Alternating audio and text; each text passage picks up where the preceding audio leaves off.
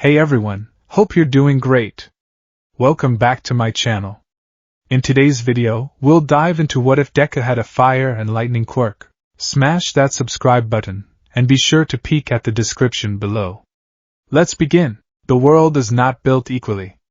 Izuku Midoriya learned this not at the age of 4, when most children manifest their quirks, but at the age of 4.5, on a humid afternoon that smelled of rain and burnt sugar. It started as an itch.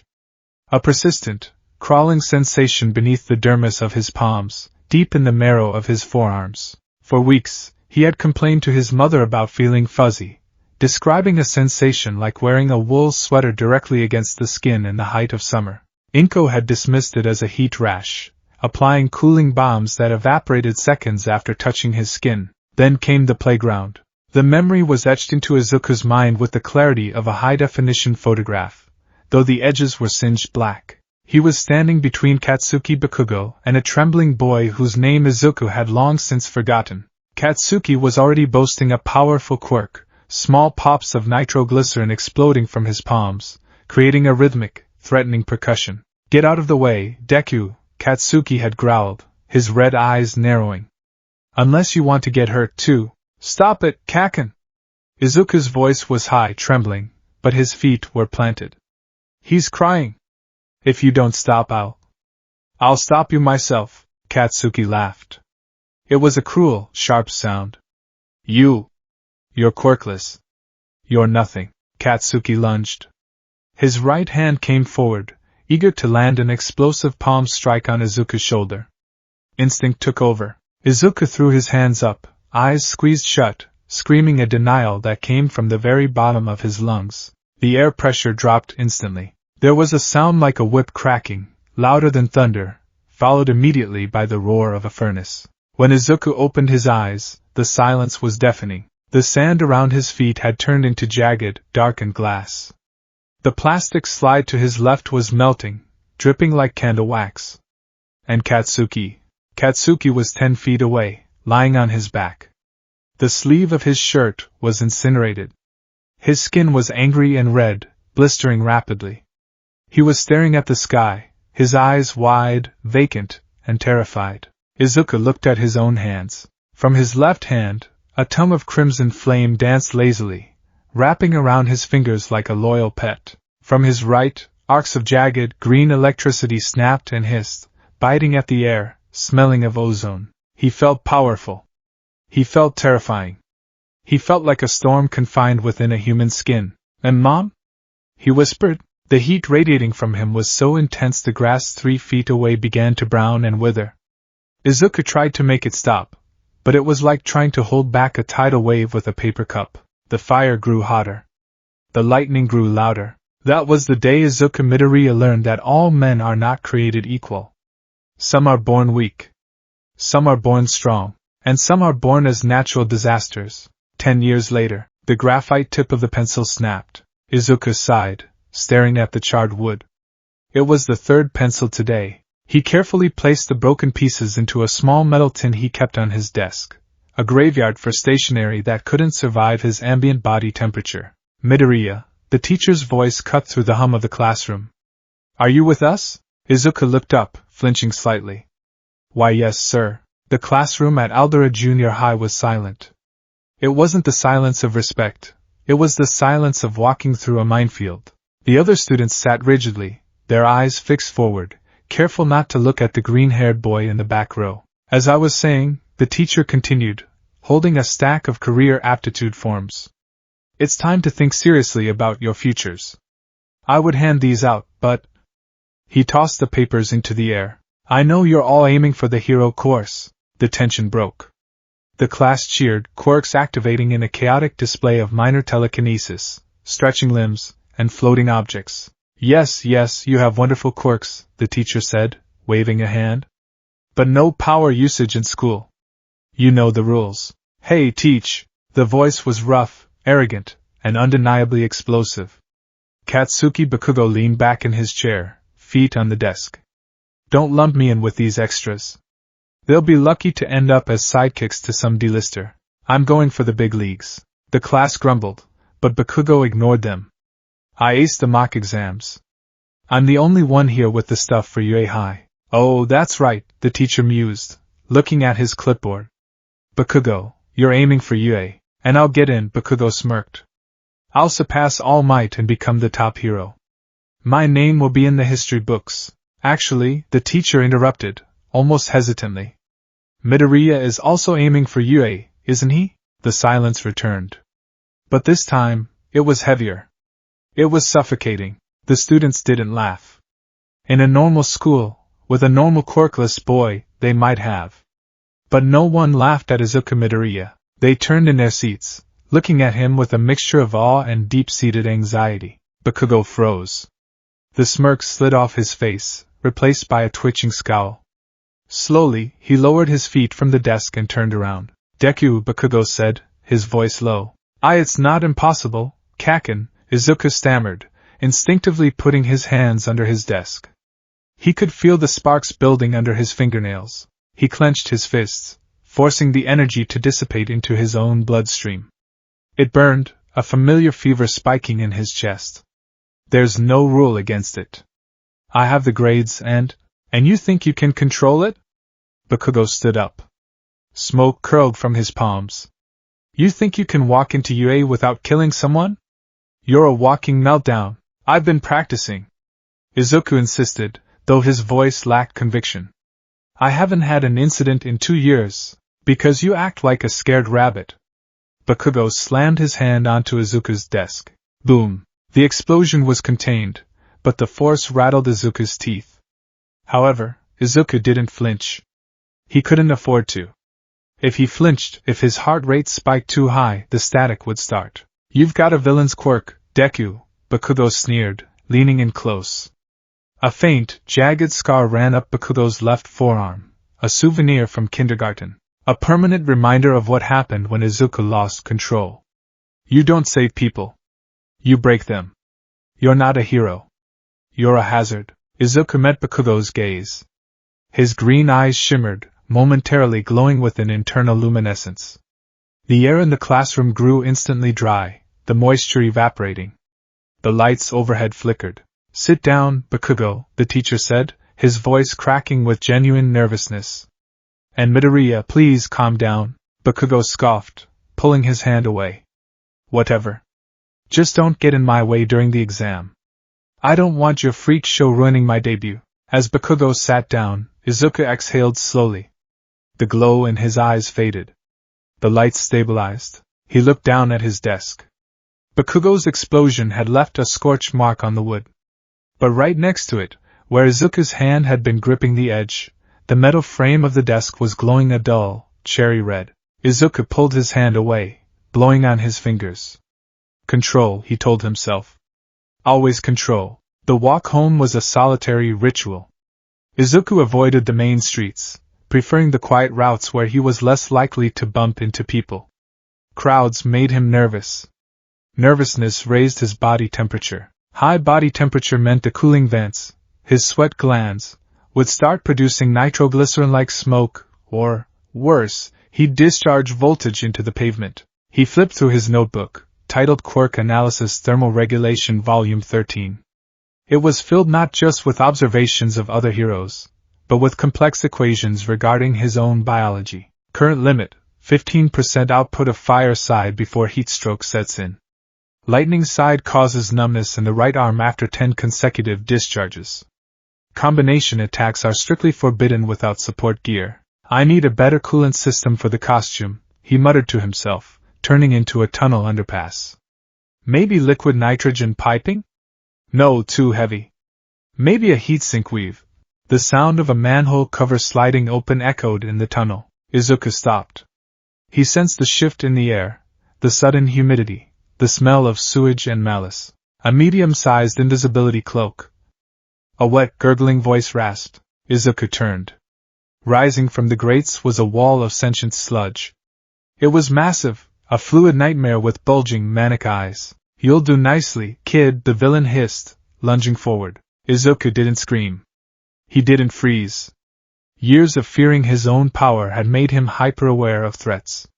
His body reacted before his mind could formulate a plan. As the sludge tendril shot toward him, Izuku stepped back, his right foot stomping the concrete. Zap!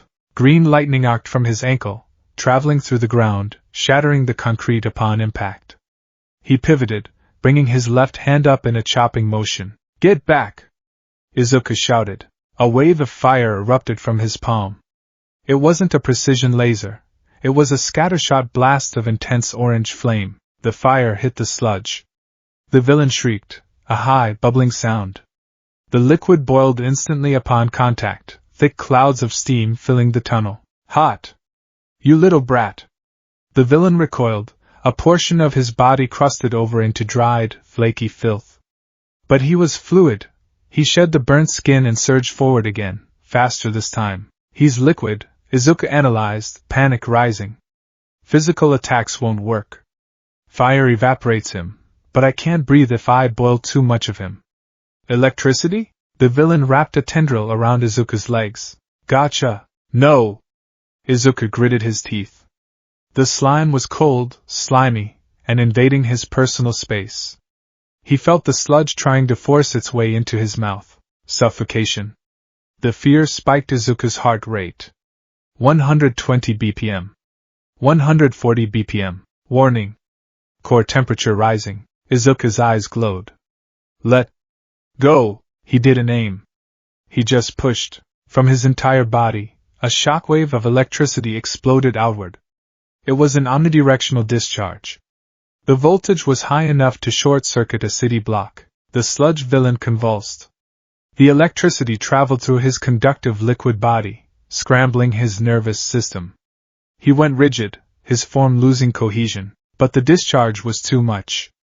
The lights in the tunnel exploded. The concrete walls cracked. Izuku screamed as the electricity backlashed, stinging his own nerves, making his muscles lock up. He fell to his knees, gasping for air. The villain was a puddle, twitching but conscious, reforming slowly. You, powerful monster! The villain gurgled, rising like a tidal wave. Izuku was too numb to move. His right side was paralyzed from the overuse of voltage. I'm going to die, Izuku thought. I'm going to die because I couldn't control it. Then, the manhole cover flew into the air. Fear not, the voice boomed, reverberating off the tunnel walls like a physical force. For I am here. A blur of blonde hair and primary colors descended. The wind pressure alone pushed the sludge back. All Might landed, his smile shining even in the dim light of the ruined tunnel. Texas. Smash! The punch didn't even touch the villain. The wind pressure generated by the fist was a cannon blast. The sludge was blown apart, splattered against the walls and ceiling, completely incapacitated. Izuku shielded his face, the wind whipping his hair back. When the gale subsided, he looked up. All Might stood tall, steam rising from his body. He looked down at the unconscious villain, then at Izuku. The hero's blue eyes widened slightly as he took in the scene, the melted concrete, the shattered lights, the scorch marks on the walls. Young man, All Might said, his voice booming. Are you injured? That was quite the display of power. Izuku stared. It was him. The symbol of peace. I. Izuku tried to stand, but his legs gave out. All Might was there in a flash, catching him. His grip was firm, reassuring. Easy now. Looks like you short-circuited yourself. A dual-element quirk? Fire and lightning? Rare combination. All Might, Izuku wheezed. You're real. As real as the justice I serve. All Might laughed, though his eyes were scanning Izuku's trembling hands with a sharp, analytical gaze. He quickly gathered the sludge villain into empty soda bottles he produced from his pocket, a strange efficiency. I must get this evildoer to the authorities. Stay out of trouble, kid. And maybe. All Might paused, looking at the destruction in the tunnel. Maybe practice a little more restraint. Heroes save the city, they don't demolish it. With a mighty leap, All Might vanished into the sky, the sonic boom echoing behind him. Izuku stood there, alone in the dark, ruined tunnel. He looked at his hands. Restraint, he whispered bitterly. Right. He grabbed his backpack. He needed to go home. He needed to cool down. But as he grabbed the strap, he realized something. His notebook was missing. He looked around frantically. It wasn't on the ground. Then he looked up. High in the sky, he saw a speck disappearing. All Might. He accidentally took my notebook when he grabbed the villain? Izuku realized. Or maybe Izuku had clung to him? No, he hadn't. Wait. The notebook was tucked into the back of Izuku's pants. It was gone. Did I drop it? Izuku looked at the sludge. He looked at the sky. He needed that notebook. It had his life's work in it. His regulations. His safety protocols. Without it, he felt naked. Panic, irrational and driving, took over. He activated his quirk, just the lightning this time. He stimulated the muscles in his legs, a technique he called overclock. He sprinted out of the tunnel, his speed unnatural, trailing green sparks, chasing the shadow of the symbol of peace. He found him on a rooftop 3 blocks away, but he didn't find the Titan of Justice. He found a skeleton. Izuku stood by the roof access door, panting, smoke curling from his mouth. His skin was flushed a deep, unhealthy red.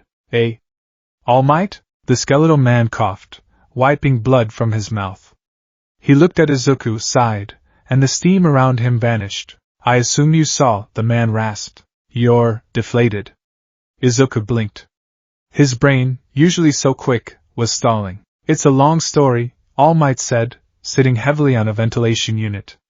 He lifted his shirt, revealing a horrific scar that looked like a spiderweb of purple, mangled tissue on his side.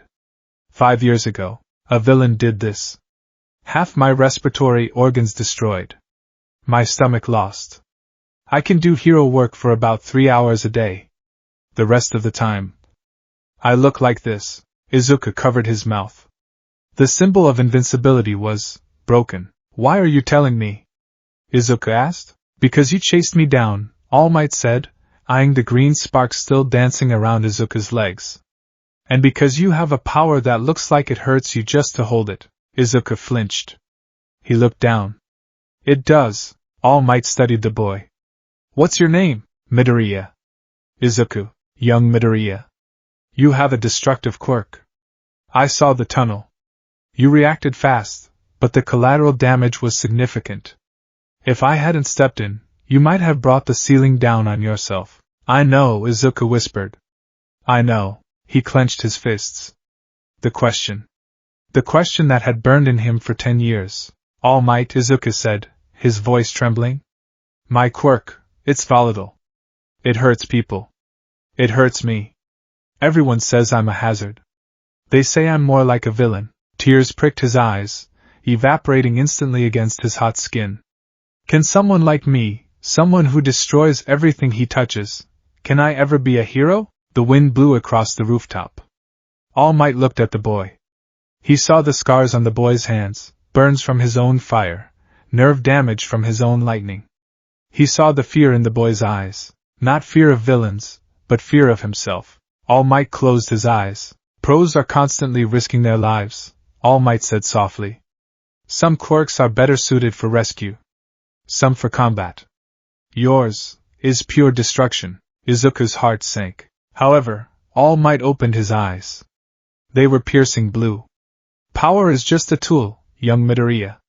Fire can burn a city, or it can power an engine. Lightning can stop a heart, or it can restart one. He stood up, walking over to the ledge. But a hero needs more than power. They need control. Without control, you are just a disaster waiting to happen. If you cannot master that storm inside you, then no. You cannot be a hero. You will be a liability. It was harsh. It was the truth. It cut deeper than any bullying. But All Might continued, looking over the city. If you can learn to bridle it, if you can turn that destruction into protection, then perhaps. He turned to leave. Be realistic, kid. Being a hero isn't just about having a flashy quirk. It's about saving people. And right now, you need to save yourself from that power. All Might opened the door and walked down the stairs, leaving Izuku alone on the roof. Izuku stood there for a long time. The sun began to set, casting long, orange shadows across the city. Be realistic. He looked at his hand. He summoned a small flame. It flickered, beautiful and deadly. He added a spark of electricity. The flame turned into a small ball of plasma, humming aggressively. Realistic, he muttered. He closed his hand, extinguishing the light. Boom! The explosion shook the building under Izuku's feet. He jumped, rushing to the ledge. A few streets away, a plume of black smoke was rising into the sky. It was in the shopping district. A villain? Izuku thought. Did All Might miss one? Then, a cold realization washed over him. The bottles. When All Might had jumped, when Izuku had grabbed him, or maybe when All Might landed, did the bottles fall? No, Izuku breathed. He didn't think. He didn't consider the fact that he was tired, or that his quirk was overheating. He ran. He took the stairs 3 at a time. He burst onto the street. He followed the smoke. When he arrived at the scene, it was chaos. The shopping street was a sea of fire. The sludge villain had recovered, and this time, he had a hostage. Izuku pushed through the crowd of onlookers. The police were holding people back. The pro-heroes, Death Arms, Kamui Woods, Empty Lady, were standing there useless. Why aren't they doing anything? Izuku murmured. They can't, a bystander said. The villain has a kid.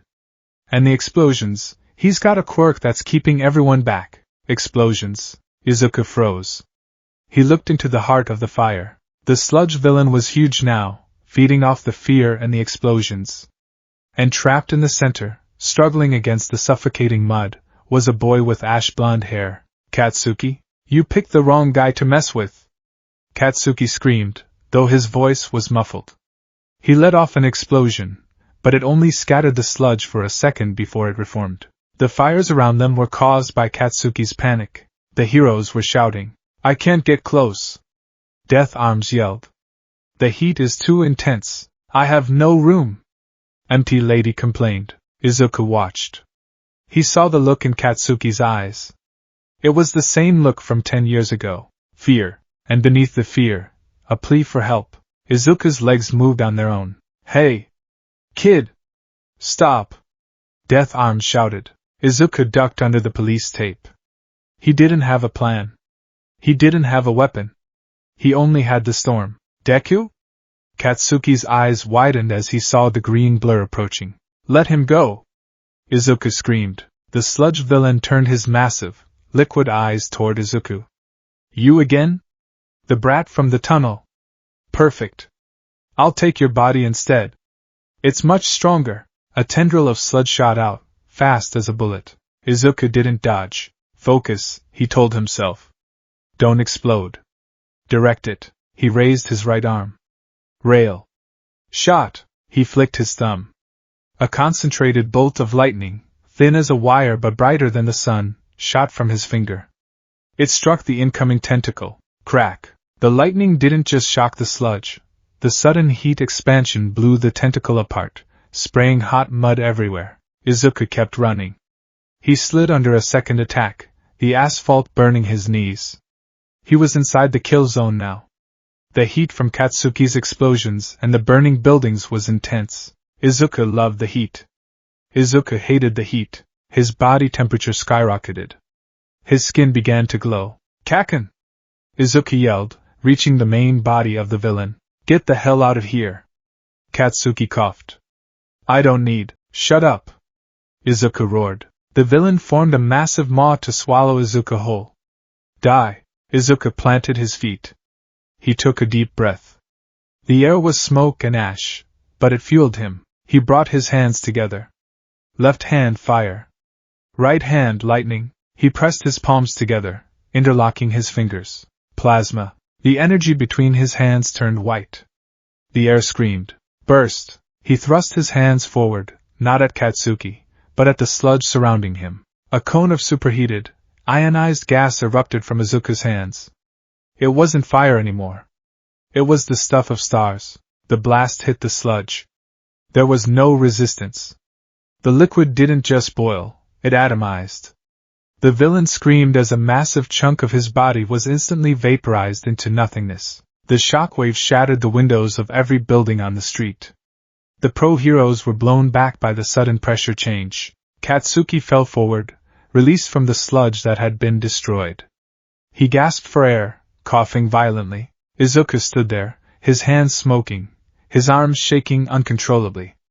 The skin on his forearms was charred, his hero uniform, the school Gakurin, sleeves burned away entirely. The sludge villain, now reduced to a fraction of his size, tried to reform, terrified. You crazy. Izuku turned to the villain. His eyes were glowing solid green. Arcs of electricity danced off his hair. He looked less like a middle schooler and more like a demon. He took a step forward. The villain flinched. But then, Izuku wobbled. The world spun. His vision went white. Too much, he thought. Overheat. He collapsed forward, but he didn't hit the ground. A large hand caught him. I really am pathetic, a deep voice rumbled. Izuku looked up, his vision blurry. All Might stood there. He wasn't smiling. He looked furious. Furious at the villain, furious at himself. I told you to practice restraint, All Might said, but his tone was gentle. But I also told myself I was at my limit. I watched a child run into fire while I stood and watched. All Might grabbed Katsuki with his other hand. Thanks for the assist, young Midoriya. But I'll take it from here. The villain shrieked, desperate, launching a final attack. All Might didn't blink. He drew back his free fist. Detroit. Smash! It was an uppercut. The sheer air pressure created an updraft so powerful it sucked the flames out of the buildings. It gathered the clouds above the city. Rain began to fall instantly. Black rain, mixed with ash and soot. The crowd went silent. Then they erupted. All Might! All Might! Izuku lay on the pavement, the cool rain hitting his burning skin. It felt like salvation. He looked over at Katsuki, who was sitting up, staring at Izuku with an unreadable expression. Then, the darkness took him. He woke up to scolding. Are you insane? Kamui Woods was shouting. You used an unlicensed quirk in a public area. You caused massive property damage. Do you have any idea how unstable that plasma was? You could have killed the hostage. Death Arms added, looming over Izuku. Izuku sat on the back of an ambulance, a cooling blanket wrapped around his shoulders. A paramedic was applying burn gel to his arms. I had to, Izuku murmured. You didn't have to do anything. You should have left it to the pros. Meanwhile, a few yards away, the heroes were praising Katsuki. That quirk is amazing, kid. MT Lady cooed. So flashy. And you held out for so long. You're definitely going to be a great hero. Katsuki wasn't listening. He was glaring at Izuku. Eventually, the police let Izuku go with a severe warning and a note to his mother. He walked home slowly, his body aching. His arms were bandaged heavily. Midoriya. Izuku stopped. He didn't turn around. Kaken. Katsuki ran up, stopping a few feet behind him. He was breathing hard. Listen here, Deku, Katsuki growled. I didn't ask for your help. And you didn't save me. I had it under control. Don't look down on me. You got that? I don't owe you anything. Izuku turned. Katsuki was shaking. Was it anger? Or was it the realization that the useless Deku had wielded power that dwarfed his own? I didn't do it to look down on you, Izuku said quietly. I did it because you looked like you were asking for help. Katsuki's face contorted. He ground his teeth, turned on his heel, and stomped away without another word. Izuku sighed. He resumed his walk. I am here. Izuku jumped, spinning around. All Might slid out from around a corner, striking a pose. I am here. All Might? Why are you here? You were swarmed by reporters. Ha! I stand for justice, not sound bites. I shook them off. All Might marched forward, then suddenly puffed into a cloud of steam, reverting to his skeletal form. He coughed up a terrifying amount of blood. Young Midoriya. All Might wiped his mouth. I have a correction to make. Izuku stiffened. Correction? On the roof. I told you that without control, you couldn't be a hero. I told you to be realistic. All Might took a step closer. The setting sun framed his gaunt silhouette. But back there, amidst the chaos, none of the pros moved. The only one who ran toward the danger was you. Izuku gripped the strap of his backpack. My legs, they just moved on their own. Exactly. All Might pointed a finger at him. Top heroes all have stories about their school days. And most of them have one thing in common. Their bodies moved before they could think. Izuku's eyes widened. Tears began to well up again. You have a terrible power, young Midoriya, All Might said solemnly. A power that can destroy. A power that hurts you. Today, you used that power to save a life, even at great cost to yourself. You looked fear in the eye and you burned it away. Izuku fell to his knees, clutching his chest. The words he had waited his whole life to hear. That destructive storm inside you? We can train it. We can harness it, All Might smiled. It wasn't the practiced smile of the symbol of peace. It was a genuine, small smile of a teacher finding a student. You can become a hero, Izuku cried. He sobbed into the pavement, the heat of his tears steaming against the cool concrete. But All Might interjected, crouch down. It's going to be hard. That quirk of yours. Stormfire, right? I haven't named it, Izuku hiccuped. Well, whatever it is. It's too strong for your body. If we don't build you up, you'll burn out before you turn 20. All Might stood up and offered a hand. I have a proposal for you. A secret. And a training regimen that will make you wish you were dead. Izuku looked at the large, scarred hand. He reached out. His bandaged hand grasped All Might's. A spark of green electricity jumped between them. All Might didn't flinch. I'll do it, Izuku said, wiping his eyes. The determination in his voice was solid as steel. I'll do whatever it takes to control this. Good, All Might grinned. Then tomorrow, meet me at Dagoba Municipal Beach Park. We have a lot of trash to move. Trash? Trash, All Might confirmed. To build the vessel, we must clear the clutter. Get some rest, young Midoriya. Your Hero Academia begins now. As All Might walked away into the twilight, Izuku looked at his hands one last time. They were burned. They were scarred. They were dangerous, but for the first time in his life, they didn't feel like a curse. They felt like a beginning. The spark had been lit.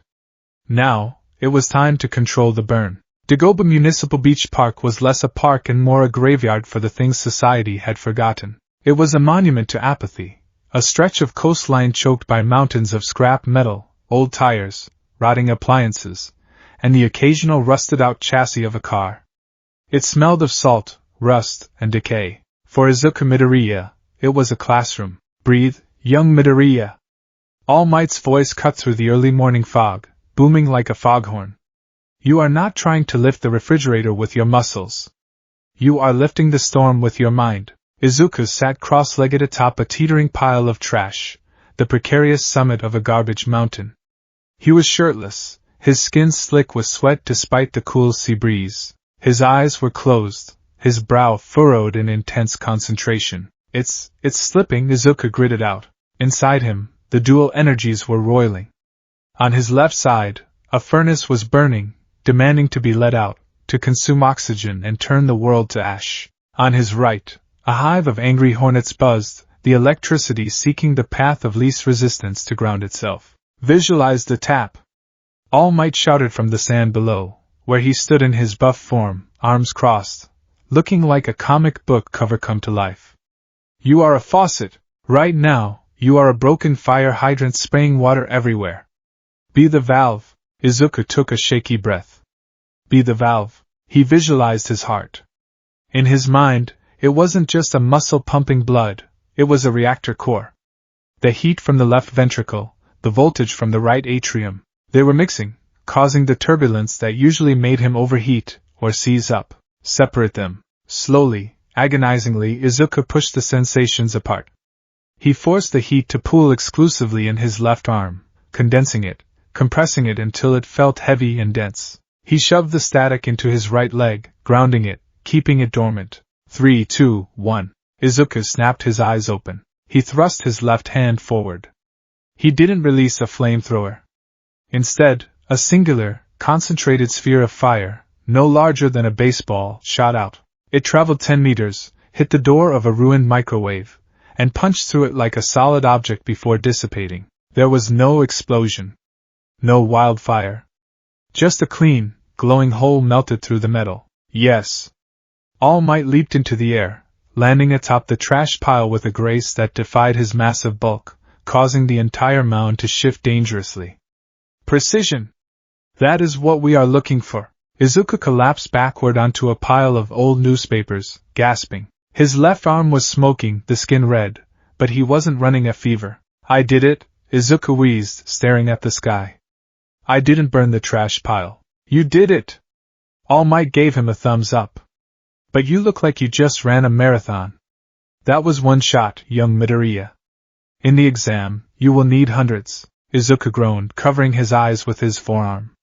10 months. Is 10 months going to be enough? All Might's smile softened slightly, though it never left his face.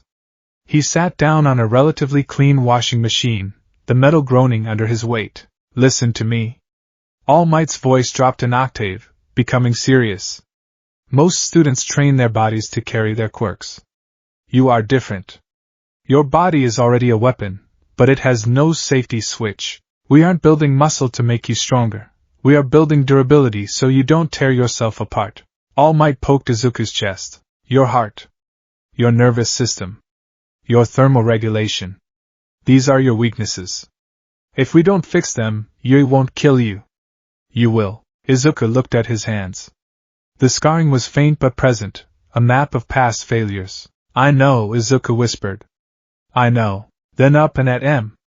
All Might sprang up, reverting to his skeletal form in a puff of steam as his time limit hit. He wiped a trickle of blood from his mouth. We have the written exam to study for, too. Being a powerhouse is useless if you can't pass a math test. Izuku sat up, looking at the ocean. The sun was rising, painting the water in hues of orange and gold. It looked like fire. All Might? Do you really think I can be a successor? All Might paused. He looked at the boy who, just weeks ago, had rushed into a villain attack with zero regard for his own life. He saw the potential. He saw the spirit. But he also saw the danger. Let's see if you survive the entrance exam first, All Might said, a cryptic glint in his sunken eyes. Show me you can be a hero who saves, not just a force that destroys. Then, we will talk about the future, the 10 months of hell. The American dream plan All Might devised was brutal. For a student with a strength enhancement quirk, the plan would have involved heavy lifting. For Izuku, it involved endurance. Every morning began at 4 a.m. Izuku ran 10 kilometers along the beach, but he wasn't allowed to just run. He had to run while circulating a low-voltage current through his legs to stimulate the fast-twitch muscle fibers, and simultaneously venting heat from his mouth to keep his core temperature stable. If he shocked himself? 10 push-ups. If he breathed smoke? 10 sit-ups. If he tripped? Lap restart. He spent hours in an ice bath, meditating, forcing his body to generate heat to survive the cold without actually igniting. He spent hours in a sauna, forcing his body to generate electricity while his internal cooling systems were overwhelmed.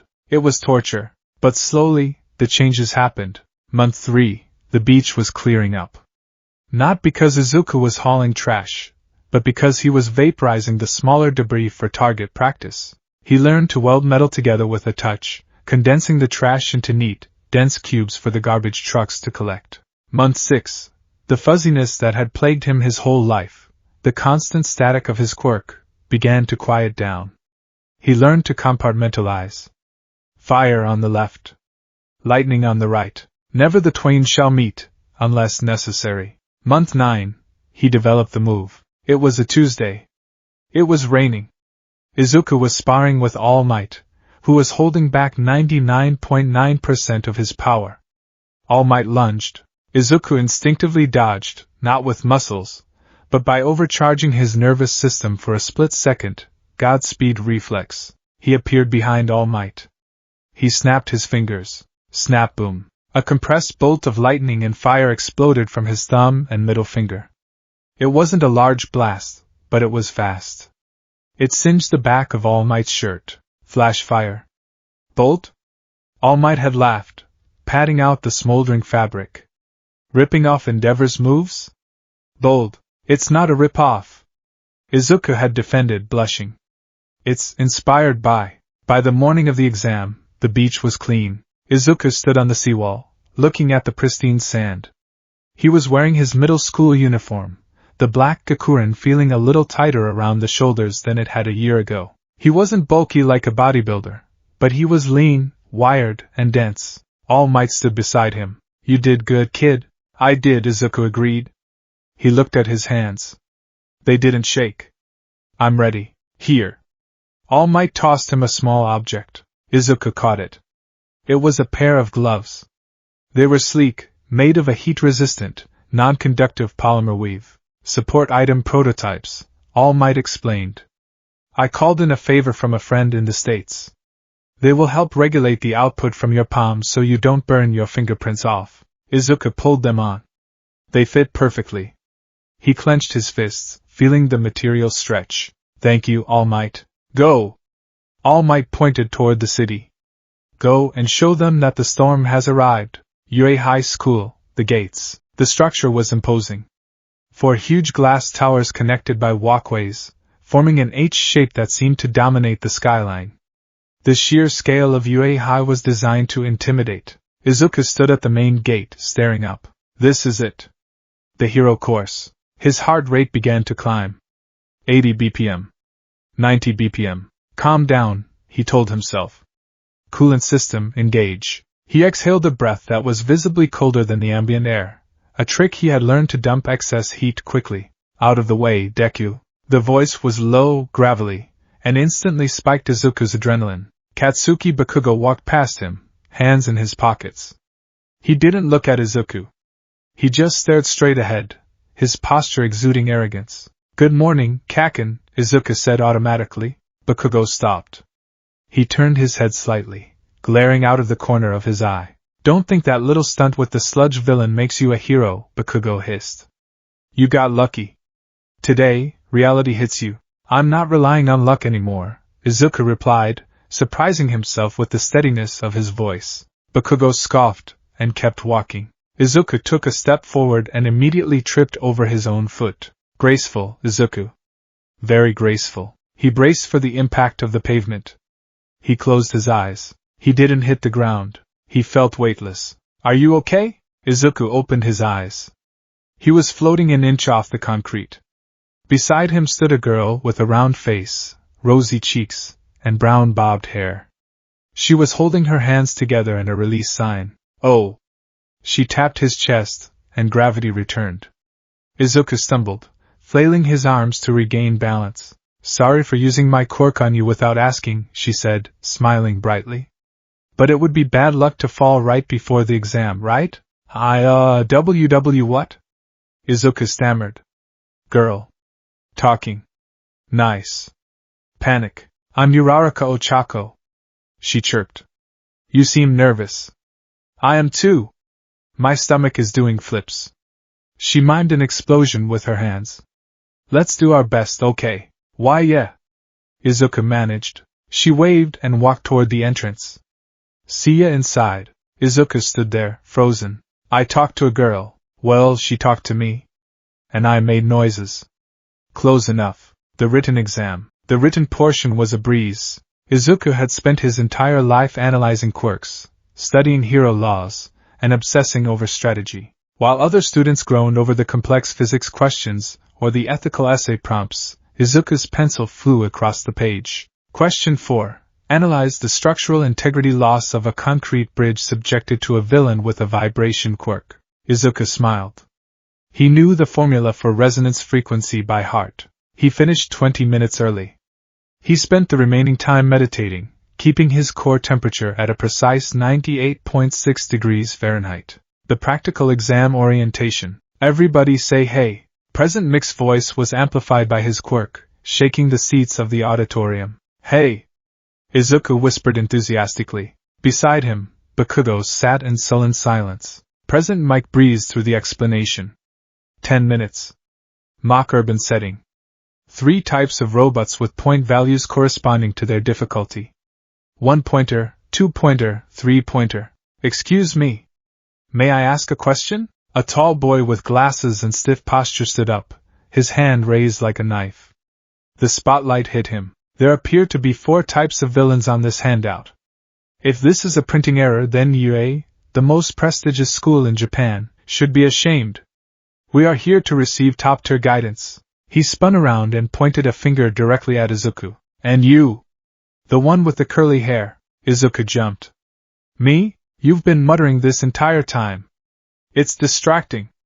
If you are here on a sightseeing trip, please leave immediately, the auditorium snickered. Izuku shrank into his seat. Sorry. Okay, calm down, examinee 7111. Present Mike waved his hands. The fourth robot is a zero-pointer. Think of it as a gimmick. An obstacle. It's huge, it's mean, and it's worth 0 points. My advice? If you see it, run away, thank you.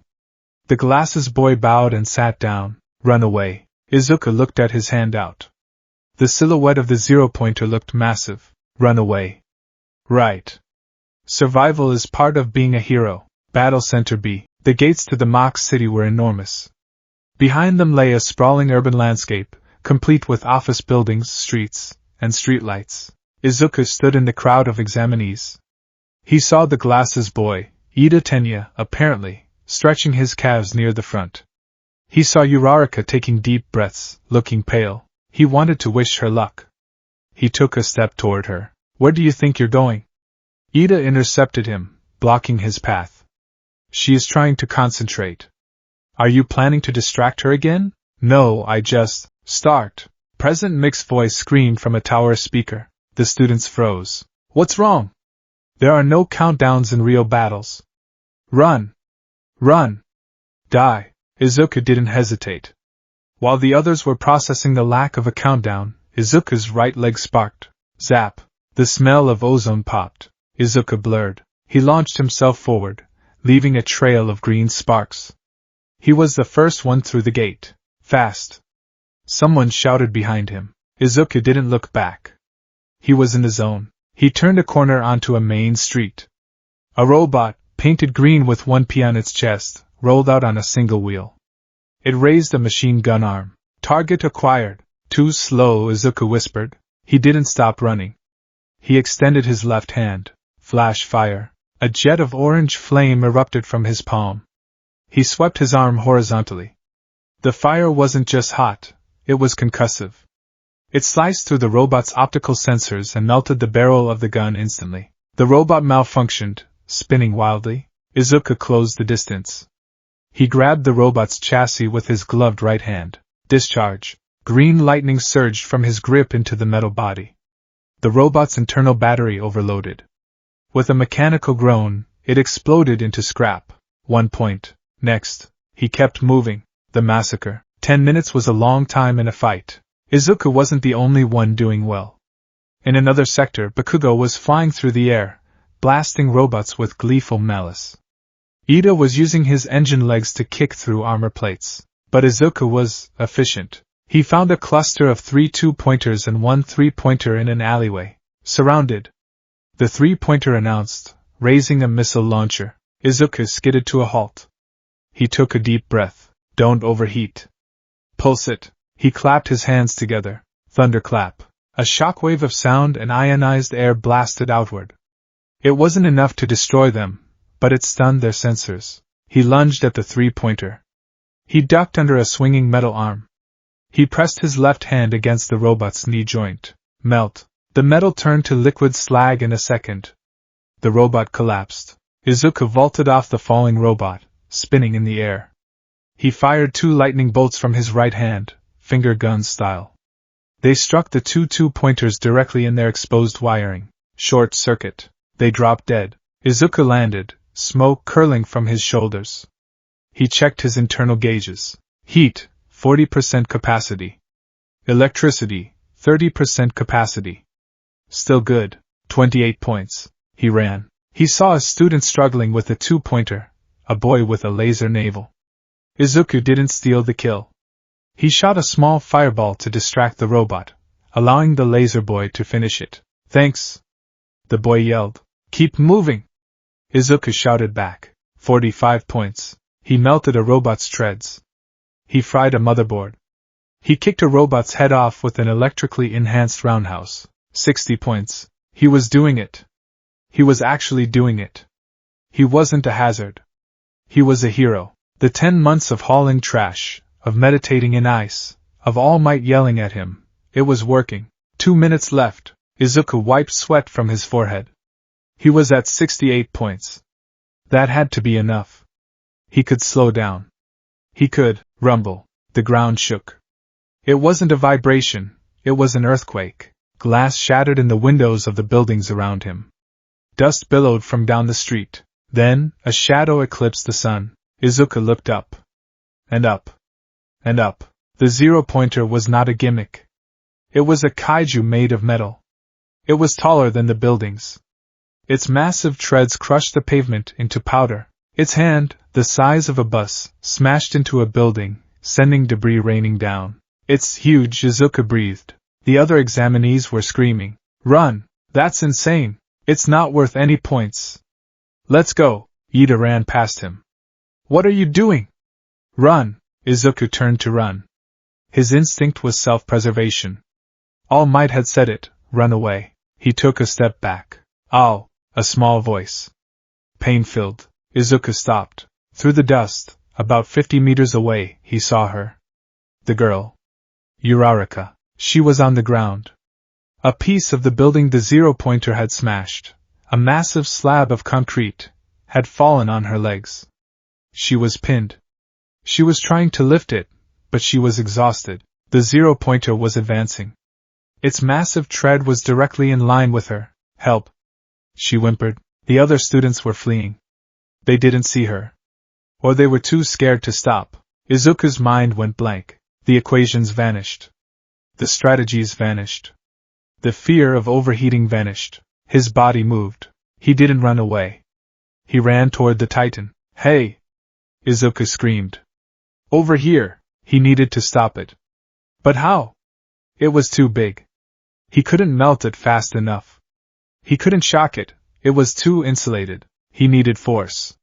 Kinetic energy. He looked around as he ran. He saw a piece of rebar sticking out of a pile of rubble.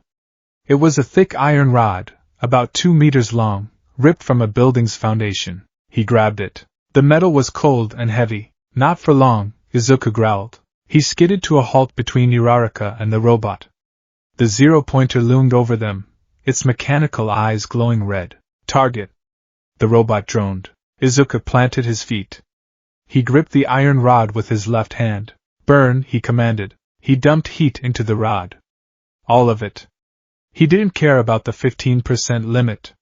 He pushed to 50%. 80%. The iron turned red, then orange, then blinding white. It softened, but Izuku didn't let it melt. He used his grip to compress it, turning it into a dense, superheated slug. He transferred the glowing metal to his right hand, his throwing hand. The air around him shimmered. The asphalt beneath his feet began to bubble. Midoriya? Uraraka gasped, shielding her eyes from the brightness. Izuku felt the fever spike. His vision blurred. But he focused on the robot's face. Electromagnetism. Izuku wheezed. He activated his right side. Maximum voltage. He didn't just shock the rod. He created a magnetic field around his arm. He turned his own limb into a biological railgun. The lightning arced wildly, green bolts lashing out and shattering the windows of nearby storefronts. The combined stress was agonizing. His heart hammered against his ribs like a trapped bird. The duality of fire and lightning screamed in his veins. Save her! He pulled his arm back. The superheated metal hummed, suspended in the magnetic field. Smash! Izuku roared. He threw it. It wasn't a throw.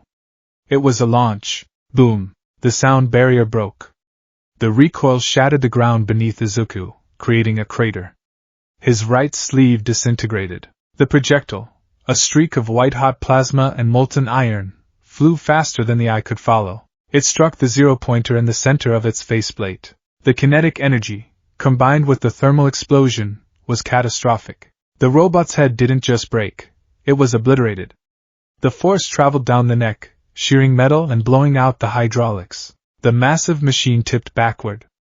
Explosions chain-reacted down its spine. It crashed to the ground with a force that knocked every student in the sector off their feet. Silence followed. Izuku stood in the crater. His right arm hung limp at his side. It was purple, swollen, and badly burned. His left side was steaming. He swayed. He looked back at Uraraka. She was staring at him, eyes wide, mouth open. Safe, Izuku whispered. His eyes rolled back in his head. He fell face forward onto the concrete. The aftermath. Good heavens! Recovery girl hobbled through the wreckage, handing out gummy bears. Is this a war zone or an exam? She reached the crater. Ida was already there, trying to wake Izuku up. Uraraka, freed from the rubble by Ida, was hovering anxiously. He saved me, Uraraka said, tears streaming down her dusty face. He blew it up. Recovery girl looked at Izuku's arm. She clicked her tongue. A comminuted fracture of the humerus and radius. 3rd-degree burns on the palm. Severe muscle tearing. And she placed a hand on his forehead. A fever of 104 degrees, she sighed. What a reckless quirk. It's like he's trying to kill himself. She puckered her lips and kissed Izuku's forehead. A green glow enveloped him. The swelling in his arm went down visibly, though the bruising remained. His breathing steadied. Let's get him to the infirmary, she ordered the robots carrying stretchers. He won't be waking up for a while. 1 week later, Izuku sat at the dining table in his apartment. His arm was in a sling. He stared at a grilled fish, picking at it with chopsticks. Izuku, honey? Inko Midoriya hovered nervously. You haven't eaten much. I'm not hungry, Mom. Silence. I failed, Izuku said softly. You don't know that. Inko said, though her eyes were watery. I do. I got points for the small robots, sure. Maybe 60? But then I destroyed the 0-pointer. That's 0 points. And I knocked myself out. I didn't finish the exam. I was a liability. He put down his chopsticks. All Might. He probably thinks I'm a failure too. He hasn't called. The doorbell rang. Inko jumped. I'll get it. She ran to the door. A moment later she returned, holding a white envelope with the UA wax seal. It's here, she whispered. Izuku took the envelope. It felt heavy. He went to his room. He sat at his desk, staring at the burned spot from 10 months ago. He tore it open. A metal disc fell out. A hologram projected onto the wall. I am here as a projection. All Might appeared on the screen, wearing a yellow suit that was far too tight. All Might? Izuku blinked. Young Midoriya. It has been a week. Sorry I didn't call. I was busy doing the paperwork for my new teaching job at UA. Teaching? Izuku's jaw dropped. Yes. But let's get to the point. All Might leaned into the camera. You passed the written exam with flying colors. Bravo. But the practical? You scored 68 villain points. A respectable score, Izuku exhaled. 68. That might be enough to pass. However, All Might shouted. That is not the whole story. UA is a hero's school. And what is a hero without saving people? The video cut to a clip. It was Uraraka, standing in front of President Mike in a negotiation room. Please, she was begging. Can I give some of my points to the boy with the messy hair? He saved me. He lost his chance to get more points because he stopped to help me. Please, Izuku's eyes filled with tears. Uraraka-san, you don't need her points, young Midoriya. All Might's voice returned. Because the judges look for more than just destruction. A scoreboard appeared. Izuku Midoriya, villain points, 68, rescue points, 60, 60 rescue points. For risking your own safety to face an overwhelming threat, the total score flashed, 128 points. Welcome, Izuku Midoriya. All Might extended a hand toward the screen. This is your Hero Academia. Izuku stared at the screen. He touched his bandaged arm. It still hurt. But the pain felt different now. It felt like the price of admission. He wiped his eyes, a determined grin breaking through the tears. I'm in. The first day preview. When Izuku walked into Class 1A a month later, the first thing he saw was Ida Tenya arguing with Katsuki Bakugo about keeping his feet off the desk. Remove your foot from the sacred furniture. Ida chopped the air. Ha! You want me to remove your teeth? Bakugo sneered. Then Bakugo looked up. He saw Izuku standing in the doorway. The room went quiet. Bakugo's eyes narrowed. He didn't scream.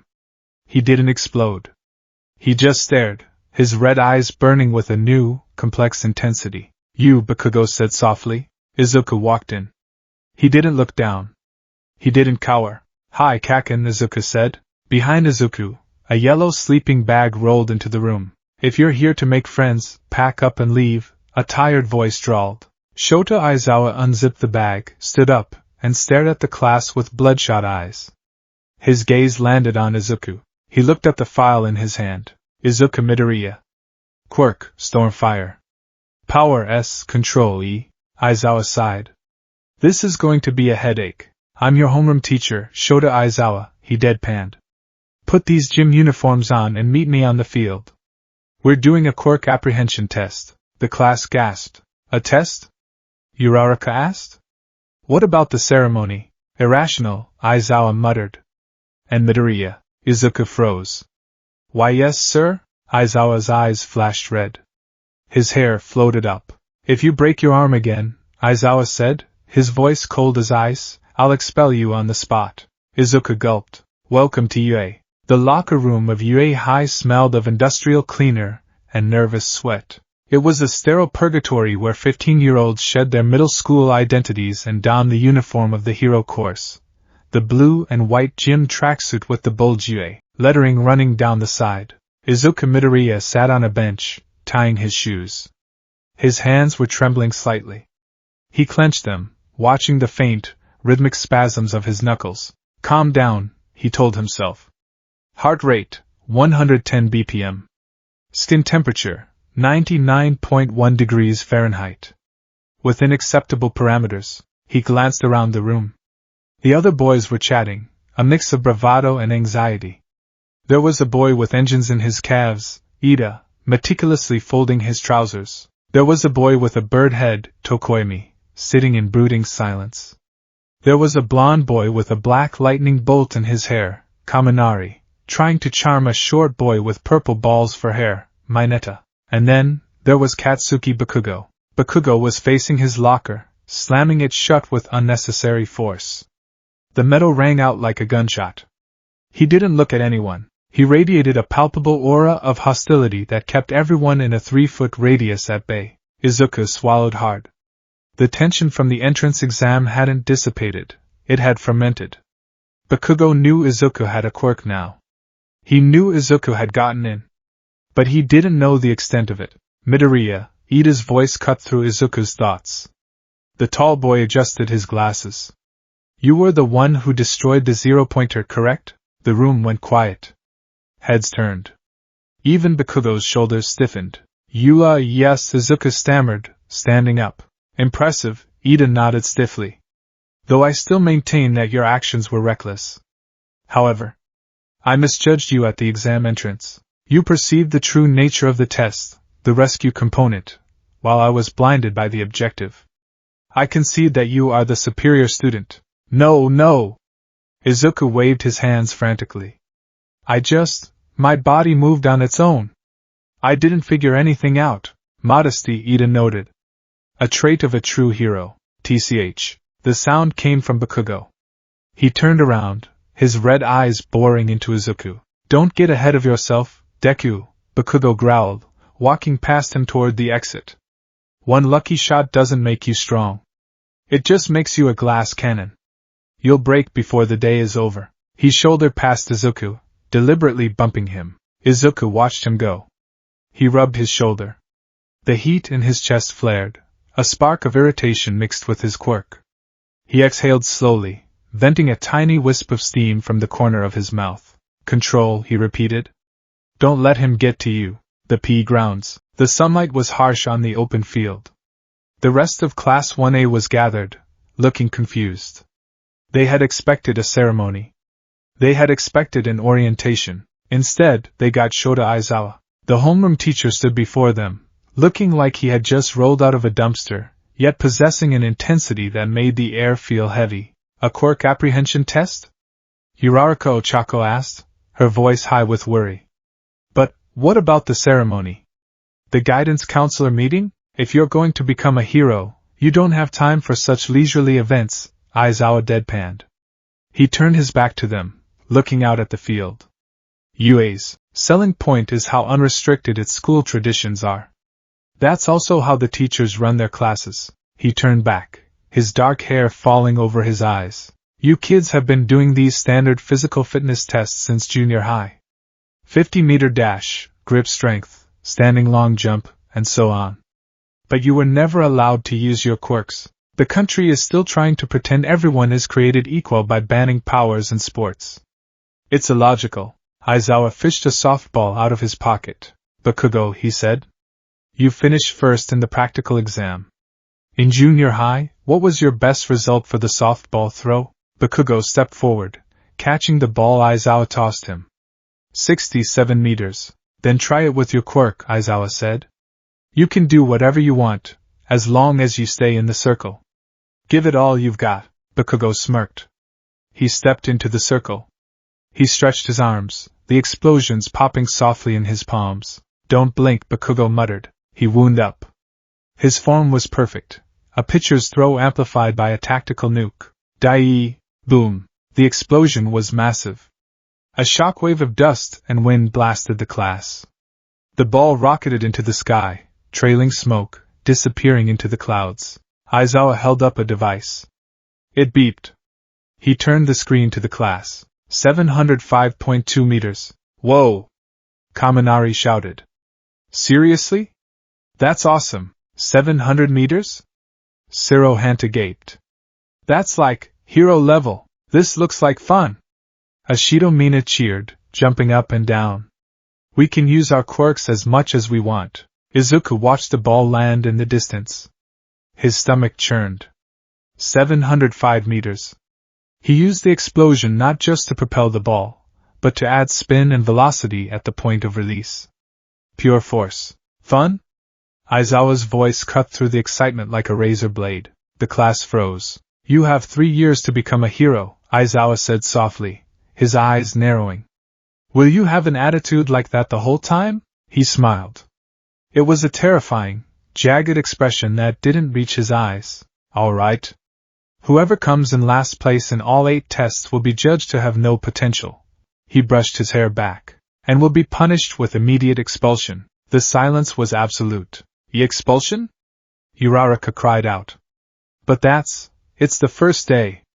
That's too unfair. Natural disasters, big accidents, and selfish villains, Aizawa recited. Calamities whose time and place can't be predicted. Japan is covered with unfairness. Heroes are the ones who reverse those situations. If you wanted to go talk to your friends at Mickey D's after school, too bad. For the next 3 years, Yui will do all it can to give you one hardship after another. He beckoned them with a finger. Go beyond. Plus ultra. Now, overcome this. Izuku felt the blood drain from his face. Expulsion. He looked at his hands. If he used his quirk too much, he would overheat or short-circuit his nerves. If he didn't use it enough, he would be last. He looked at Aizawa. The teacher was staring directly at him. It wasn't a glare, it was an assessment. He was looking at Izuku like one looks at a bomb with a faulty timer. He's watching me, Izuku realized. He saw the entrance exam footage. He knows I break myself. Demonstration is over, Aizawa said. The real thing starts now. Test 1, 50-meter dash. The track was set. 2 by 2, the students lined up. First up were Ida and Tsuyu Azuri. Ida's engines roared. On your mark. Get set. Bang. Ida was a blur. 3.04 seconds. Tsuyu hopped across in 5.58 seconds. Fast, Izuku muttered, taking notes mentally. Ida has high torque. Azuri has leg strength. Next, Bakugo versus Midoriya. Izuku stepped onto the track. The asphalt was warm under his sneakers. He looked at the lane. 50 meters. A short burst. Hey, Deku, Bakugo whispered, getting into a sprinter's crouch. Don't cry when you eat my dust. Izuku took a deep breath. He closed his eyes for a split second. Analysis. I need acceleration. Fire provides thrust. Electricity provides reaction time. He centered his energy. He channeled the lightning into his nervous system, specifically the neural pathways from his brain to his legs. This was the technique he called overclock. It heightened his perception, making the world seem to move slightly slower. Simultaneously, he channeled heat to the soles of his feet. He concentrated the plasma, preparing to vent it through the specialized soles of his shoes, which he had frantically modified with heat-resistant tape the night before. On your mark. Get set, bang. The sound of the pistol was agonizingly loud in his heightened state. Bakugo exploded off the line, propelling himself with blasts behind his back. Izuku didn't run. He ignited. Jet burn. A concentrated blast of orange fire erupted from his heels. At the same time, his legs moved with mechanically enhanced speed. He wasn't running. He was skimming the ground, a low-altitude rocket. The force of the initial blast cracked the starting block. Izuku shot forward, neck and neck with Bakugo. Bakugo's eyes widened as he saw the green lightning and orange fire beside him. What the? Izuku gritted his teeth. The heat was scorching his ankles. The electricity was stinging his calves. They crossed the line. Bakugo, 4.13 seconds. Midoriya, 4.02 seconds. Izuku skidded to a halt, smoke trailing from his shoes. He stomped his feet to extinguish the small flames licking at his heels. 4.02, the robot announced. Izuku panted, wiping sweat from his brow. Faster than the entrance exam. But my feet feel like they're in boiling water. Bakugo stood frozen at the finish line. He stared at the timer. Then he turned slowly to Izuku. You! Bakugo's voice shook. Since when can you fly? I'm not flying, Izuku said, checking his shoes for structural damage. I'm just propelling. Bakugo's hands smoked. He looked like he was about to pounce, but Aizawa's voice cut in. Next group. Clear the track. Bakugo glared, turning away. But the look in his eyes had changed. It wasn't just arrogance anymore. It was threat recognition. Test 2, grip strength. Izuku held the device. He squeezed. Don't use fire. You'll melt the plastic. He pulsed a small amount of electricity into his forearm muscles, stimulating the fibers to contract beyond their normal limits. Beep. 140 kilograms. He looked over. A massive boy with multiple arms, Shoji, scored 540 kilograms. Whoa! Izuku gasped. That's amazing. He looked at his own hand. His fingers twitched uncontrollably for a second, the aftershock of the electricity. He flexed them until the shaking stopped. 140 is good. Not top tier, but good. Test 3, standing long jump. Bakugo cleared the sandbox entirely, using explosions to alter his trajectory mid-air. Aoyama, laser boy, used his naval laser to propel himself backward, landing gracefully. Izuku stood at the line. Same principle as the dash. But vertical vector. He crouched. He channeled the fire to his palms and feet. Blast. Jump. He released a burst of fire downwards. It launched him into the air in an arc. He cleared the sandbox easily, but the landing was messy. He hadn't calculated the rotation. He tumbled, rolling across the grass to dissipate the momentum. Safe. Uraraka cheered. Izuku dusted himself off. Need to work on aerial stability. Maybe small lightning bursts for course correction?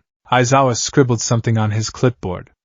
He didn't look impressed. Test 4, repeated sidesteps. Mineta, purple balls, was the undisputed king here, using his bouncy balls to rebound back and forth at high speed. Izuku used overclock again. He moved fast, blurring side to side, but after 30 seconds, his right leg seized up. A cramp, induced by the electrical stimulation. He stumbled, losing his rhythm. Time, the robot said. Izuku massaged his thigh, wincing.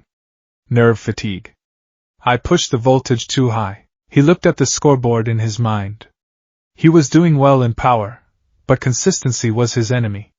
And Aizawa was watching every stumble. Test 5, the ball throw. This was it. The main event. Uraraka stepped up. She touched the ball, made it weightless, and threw it. It floated. And floated. And floated. Infinity, the robot announced. The class erupted. Infinity? That's cheating. That's awesome. Good luck beating that, Cyril laughed. Izuku swallowed. He walked to the circle. His name was called. Aizawa stepped forward from the sidelines. He looked tired. He held a bottle of eye drops. Midoriya, Aizawa said. Izuku froze. Why yes, sir? I saw the entrance exam, Aizawa said, his voice low enough that only Izuku could hear properly. though the class fell silent to listen. You broke your arm. You destroyed the robot, yes, but you rendered yourself useless immediately after. Aizawa's scarf, the binding cloth, seemed to writhe around his neck like a living snake. If you use that kind of power here, you'll break your arm again. And if you break your arm, you can't complete the remaining tests. Which means you will be last. Which means expulsion, Izuku whispered. Correct. Aizawa stared at him. Do you intend to become a liability? A hero who needs saving every time he saves someone else? Izuku looked down at the ball in his hand. It felt heavy. No, sir, Izuku said. Then show me. Aizawa stepped back. Show me you're not just a suicide bomber. Izuku stood in the circle. The class watched. He's in trouble, Kaminari whispered. Teach is singling him out. He's got a strong quirk though, Sato whispered back. Did you see his dash? Yeah, but look at him, Bakugo muttered, his eyes glued to Izuku. He's shaking. Izuku was shaking. But not from fear. From calculation. I can't use 100% smash. It breaks my bones. I can't use just fire. The ball will melt before it leaves my hand. I can't use just lightning. It doesn't have enough physical push on a rubber object. He looked at the ball. Physics. Think physics. Lorentz force. If I create a magnetic field, and run a current through a conductive medium. But the ball wasn't conductive. It was leather and rubber. Wait. The air. If I superheat the air behind the ball, I create expansion. If I create a magnetic tunnel with my fingers, no, that's too complex. Keep it simple. Railgun principle, but improvised. Izuku gripped the ball loosely in his right hand. He raised his left hand next to it. He began to heat the air around the ball with his left hand, not enough to melt it, but enough to ionize the gas, creating a plasma sheath. Plasma is conductive. Then, he activated his right side. Green electricity surged from his shoulder, down his arm, into his fingers. The voltage was immense. The air began to hum. Sparks jumped from his hair. What's he doing? Kirishima asked. He's glowing. Izuku focused. He visualized the magnetic field lines. He needed to push the ball, not with muscles, but with the storm. He wound up. Storm fire. He threw. But as his arm came forward, he didn't just release. He pulsed the magnetic field and the heat expansion at the exact same millisecond. Cannon! Crack boom. It sounded like a thunderclap occurring inside the classroom. A ring of white mist appeared around Izuku's arm, the sound barrier breaking. The ball didn't fly. It vanished. It tore through the air, leaving a trail of scorched ozone and swirling wind. It punched a hole through the clouds above the field. Izuku stood there, his arm extended. His sleeve was smoking. His fingers were numb, vibrating like tuning forks. But they weren't broken, he panted, turning to look at the device in Aizawa's hand. Aizawa looked at the screen. His expression was unreadable. Then, a slow, creepy grin spread across his face. He turned the screen to Izuku. 852.0 meters. Izuku exhaled, his knees shaking slightly. I can still move, sensei. He clenched his numb fist. No broken bones. Aizawa lowered the device. Ho! For a second, the teacher's eyes flashed with something that wasn't boredom. Maybe, interest? You finally learned how to use your brakes, Aizawa muttered. Though your efficiency is still terrible. You wasted 20% of the energy on heat loss. I'll work on it, Izuku gasped. Whoa! The class cheered. 850? That's insane. He beat Bakugo. That sound was terrifying. Izuku walked back to the group, cradling his numb arm. He felt a mix of relief and pride. He had done it. DKU. The roar was animalistic. Izuku flinched. He looked up to see Bakugo charging at him, explosions popping in his hands. What the hell was that? Bakugo screamed, his face twisted in pure rage. You told me you were quirkless. For 10 years. How did you hide that? Explain yourself, you damn nerd. He was fast. He was going to blast Izuku right in the face. Izuku raised his arms, preparing to defend himself. Wish. Suddenly, rigid ribbons of cloth wrapped around Bakugo, binding his arms to his sides. He struggled, but the cloth was like steel wire. What the? Bakugo yelled.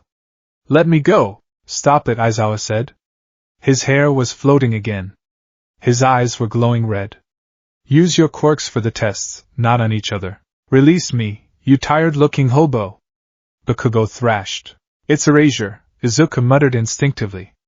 The erasure hero, Eraserhead. He can nullify quirks by looking at them. Eraser who? The class asked. Aizawa blinked, and his hair fell back down.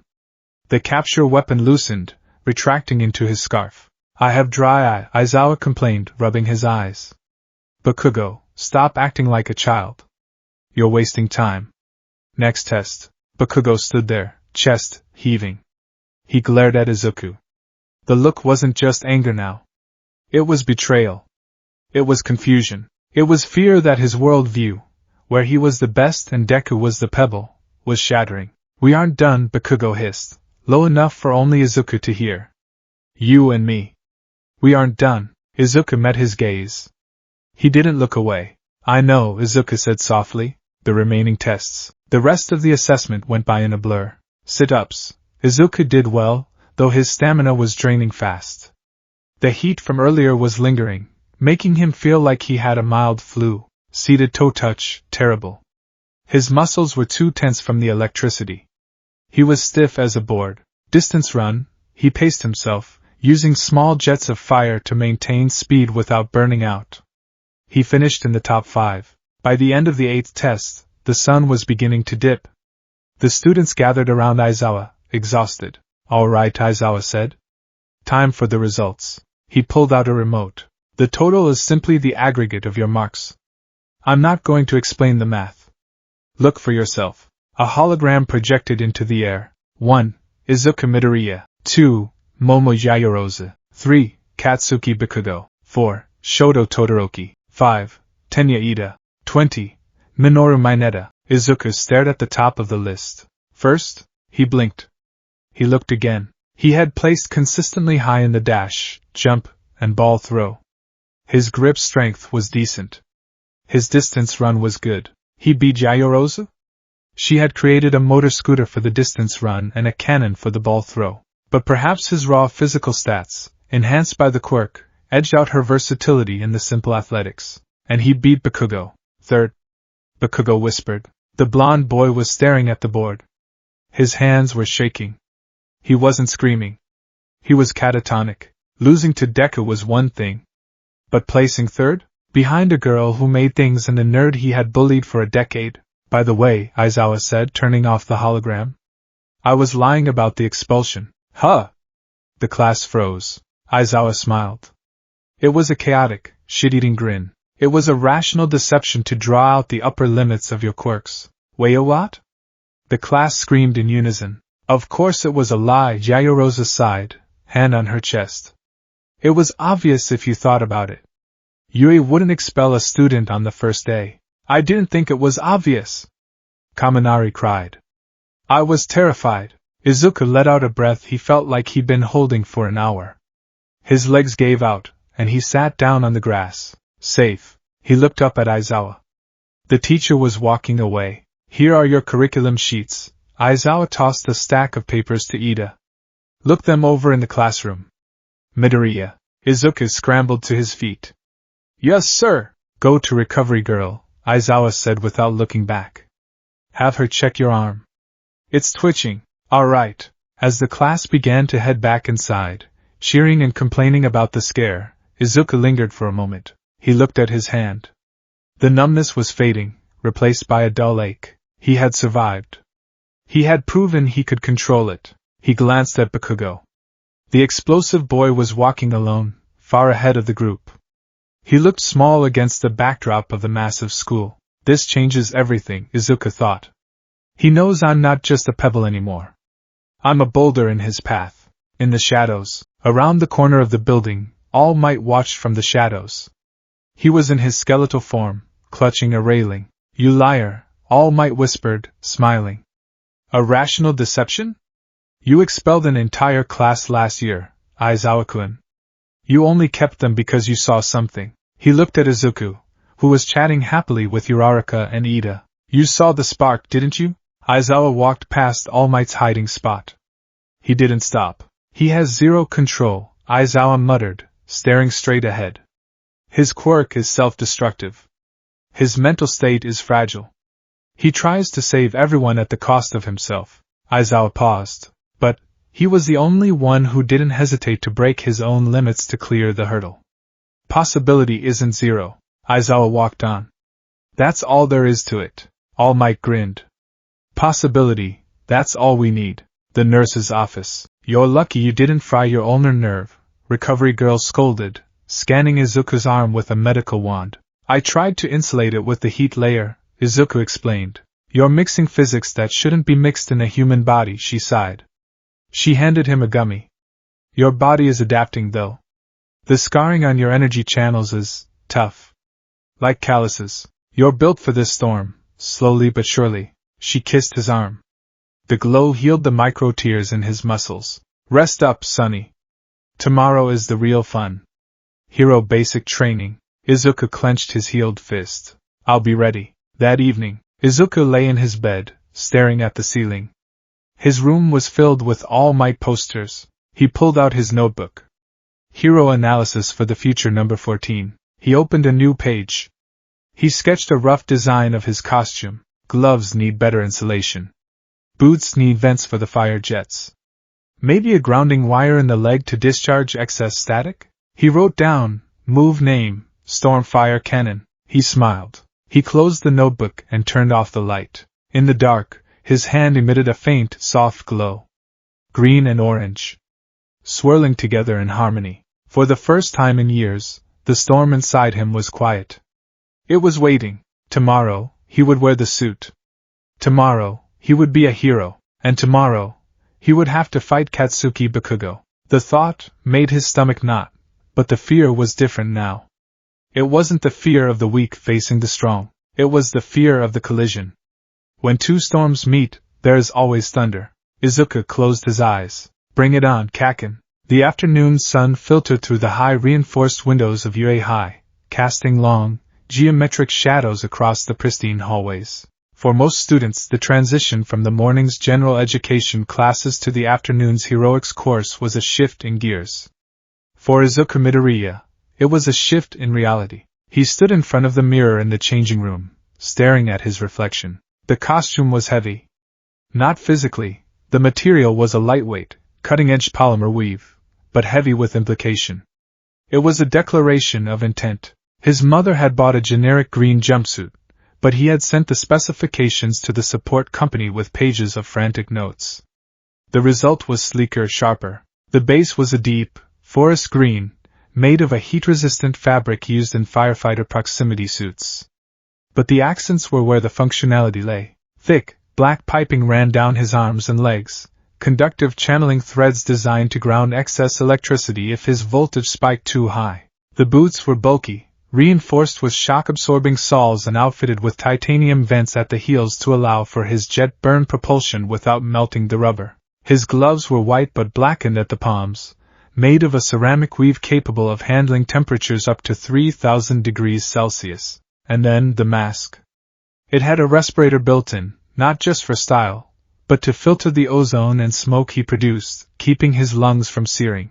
It fits, Izuku whispered, flexing his fingers. The gloves hummed slightly as they adjusted to his bioelectric field. Whoa, Midoriya! Izuku turned. Eijiro Kirishima was grinning, shirtless, pulling on a vest that showed off his hardened chest. That looks super manly. Like a special ops soldier or something. Thanks, Izuku stammered, pulling his respirator down around his neck. Yours looks great too, Kirishima-kun. Simple is best. Kirishima laughed, hardening his arm. In the corner of the room, Katsuki Bakugo was silent. He was pulling on his gauntlets, massive, grenade-shaped bracers. The metal clicked ominously as he locked them into place. He didn't look at Izuku. He was staring at the wall, his eyes focused on something only he could see. The air around Bakugo felt tight, like a rubber band stretched to its breaking point. Izuku knew that look. It was the calm before the detonation. Ground Beta, monitoring room. I am here. All Might's voice boomed through the speakers and the tunnel entrance simultaneously. Coming through the door like a hero, the class cheered, their excitement palpable. They stood in the mock city, a sprawling urban labyrinth of concrete and steel. All Might stood before them, hands on his hips, his cape fluttering in a wind that didn't exist. He scanned the students, his smile widening as he saw their costumes. Look at you! You all look cool! Now, shall we begin our first battle trial? The rules were explained quickly. Indoor battles. Heroes versus villains. Two-man teams. A nuclear weapon, papier-mâché, to protect or capture. The teams will be decided by lottery.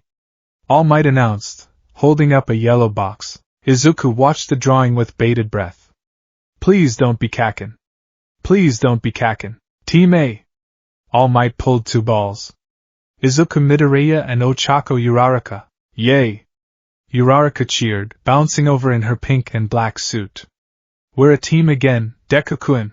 Izuku felt a wave of relief. Why yeah. Let's do our best. And their opponents. Team D. All Might froze for a microsecond. Even the symbol of peace seemed to sense the cosmic irony. Katsuki Bakugo and Tenya Ida. Izuku's blood ran cold. The relief evaporated, replaced instantly by a spike in body temperature. He slowly turned his head. Bakugo was already looking at him. A feral grin split his face, revealing teeth. He punched his palm with his fist, a small explosion popping. It's fate, Deku, Bakugo mouthed. Ida adjusted his helmet, looking serious. A challenge. To be a villain is to understand the heart of evil. I shall not hold back. The first match. All Might shouted, ushering everyone else toward the monitoring room. Team A are the heroes. Team D are the villains. Everyone else, head to the monitoring room. The setup. 5 minutes later, Izuku and Uraraka stood outside the massive concrete building.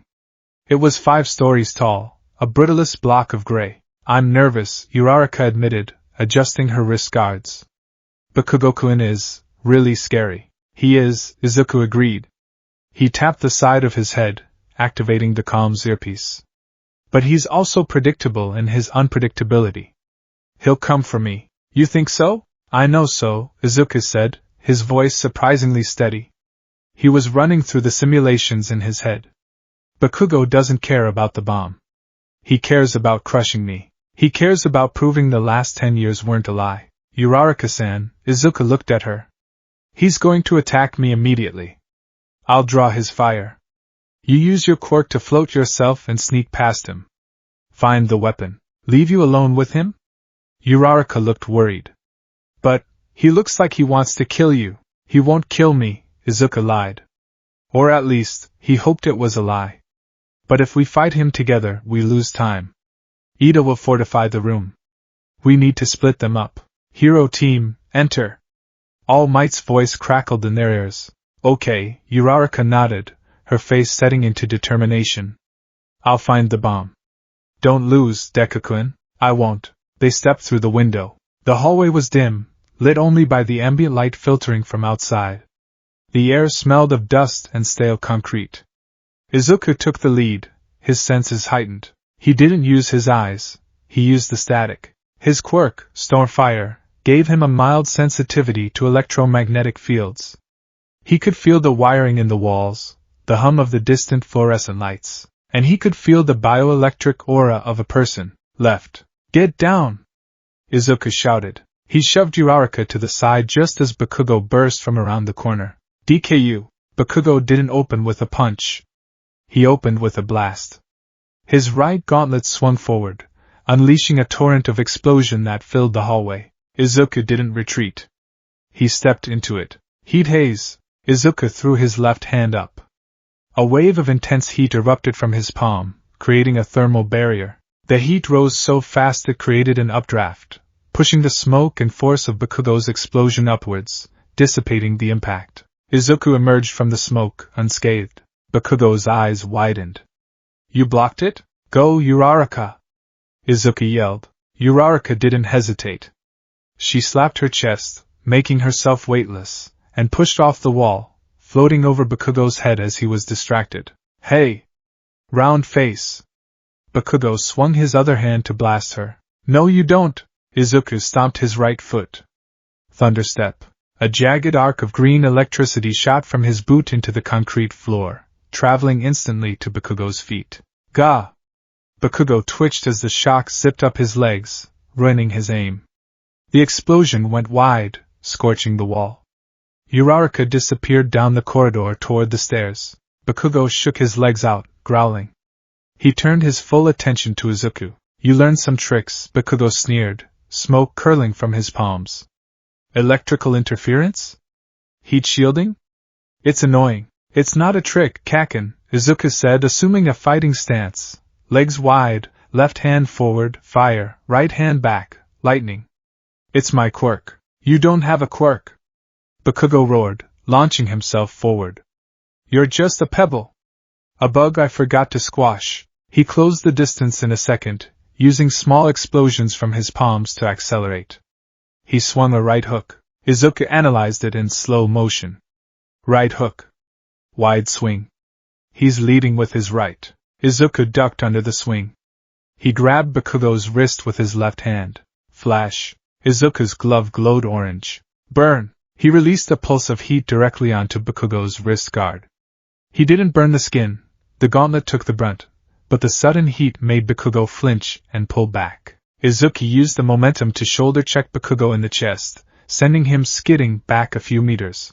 I'm not a bug, Izuku said, his voice hard. And I'm not the Deku you used to know. Monitoring room. Whoa!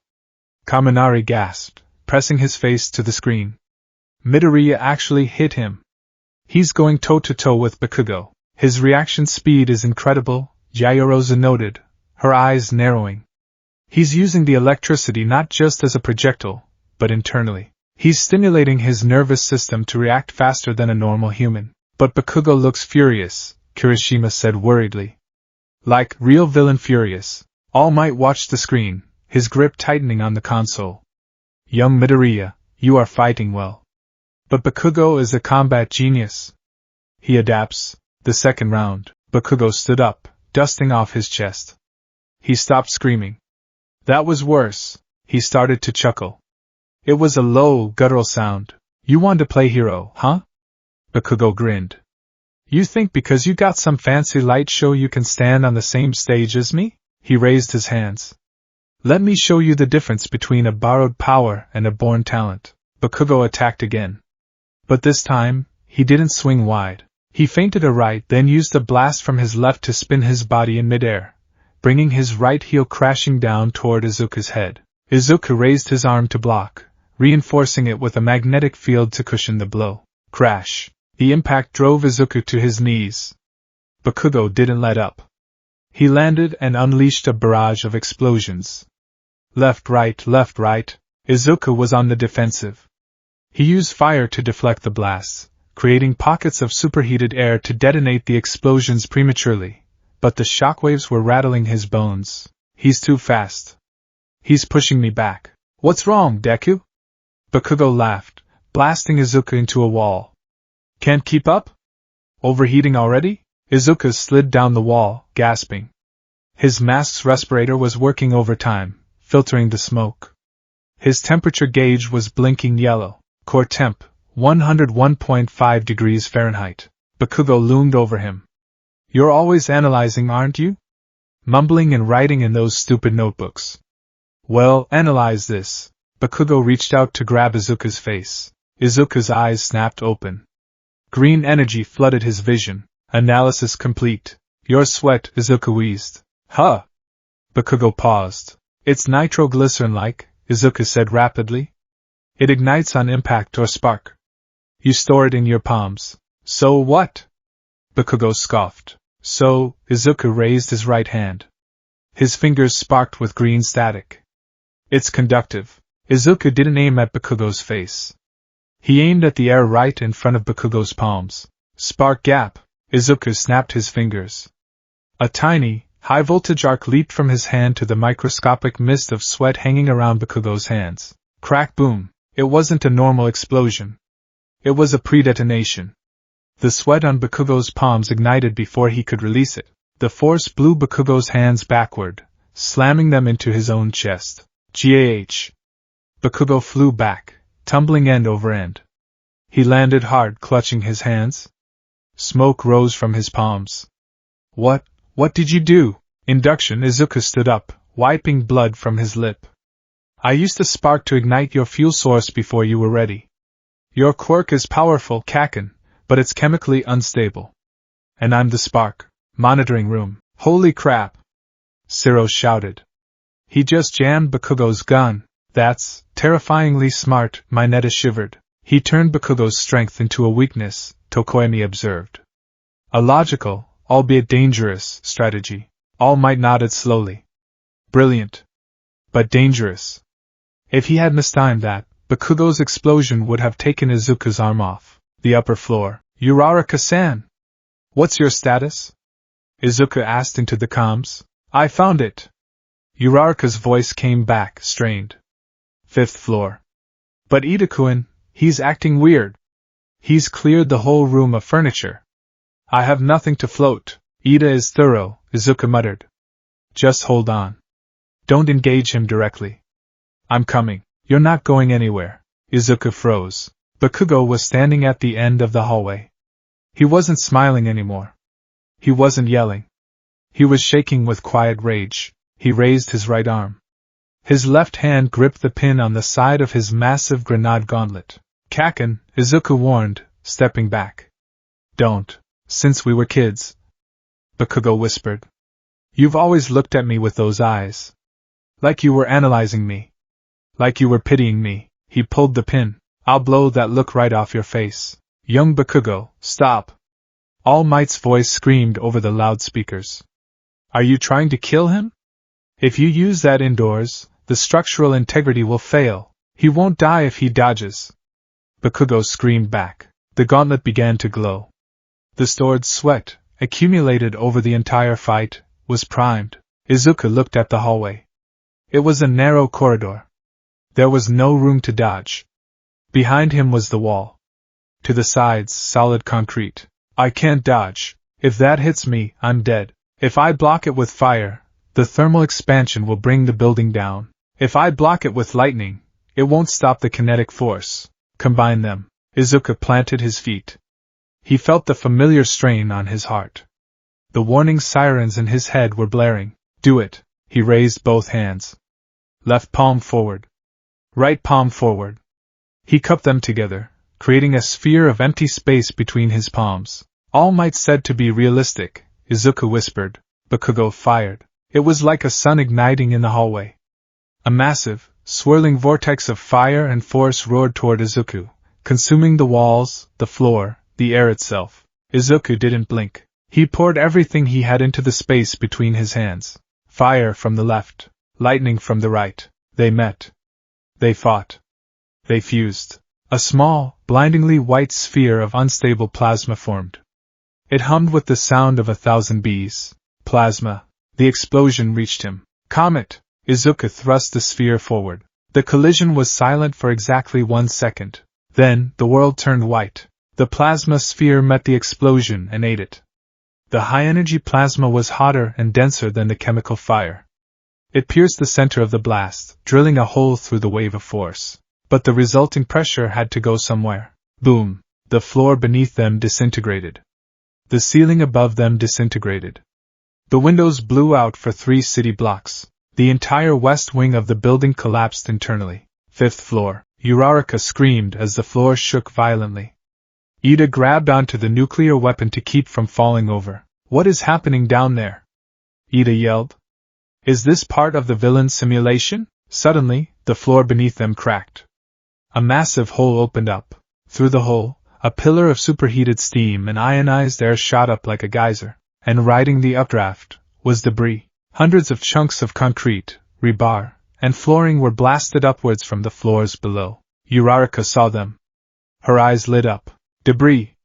She shouted. Thank you, Deku-kun! She tapped herself. Float! She grabbed a pillar. Home run! Comet! She swung the pillar, batting the floating debris directly at Ida. Wait! This is unsafe!